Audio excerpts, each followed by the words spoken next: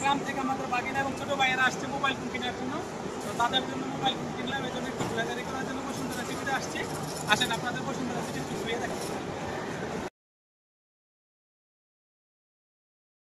তো বসুন্ধরা সিটি যাওয়ার জন্য আমি প্রথমে বাসা থেকে বের হই, বাসা থেকে বের হয়ে বাস দিয়ে এসে তারপর রিক্সা দিয়ে বসুন্ধরার তে চলে আসি, যেখানে আমি স্কোয়ার হসপিটাল এবং বিআরবি হসপিটালের সামনে যে পান্থপথের রাস্তা আছে ওই রাস্তা দিয়ে আমি বসুন্ধরা সিটিতে চলে যাই।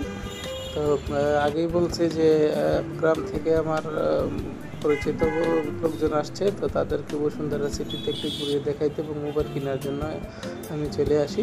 তো আমার আসার আগেই তারা বসুন্ধরা সিটিতে চলে আসছিল, তো যে কারণে তারা অলরেডি ভিতরে ঢুকে গেছিলো, আমি বাহিরে ছিলাম। তো বাহিরে থেকে পরে আমি ভিতরে যাই, ভিতরে যেয়ে সরাসরি চলে যাই বসুন্ধরা সিটির বেসমেন্ট টুরের ভিতরে, যেটা অ্যাপেল গ্যাজেট ছেড়ে প্রথম যাই।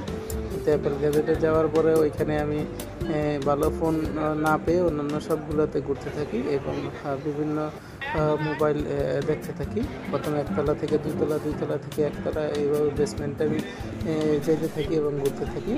তো অনেকক্ষণ ঘোরাঘুরি করার পর মোবাইল কিনা শেষ, তারপরে আমরা বসুন্ধরার মেইন করিডোরে চলে আসি, যেটা সবসময় বসুন্ধরা।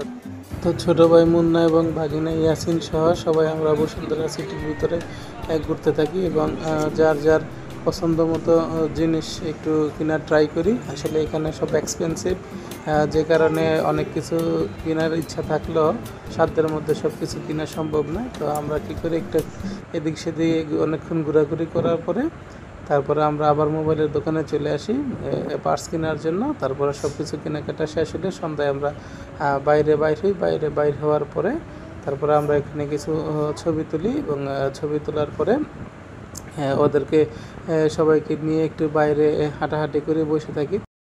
তো অনেকক্ষণ বসে থাকার পরে রাত অনেক হয়ে গেছে, তো ওদেরও বাড়ি যেতে হবে, আমারও বাড়ি আসতে হবে। তাই সবাই বসুন্ধরা সিটিকে টাটা দিয়ে চলে আসলাম যার যার বাড়িতে। ধন্যবাদ সবাইকে, ভালো থাকবেন।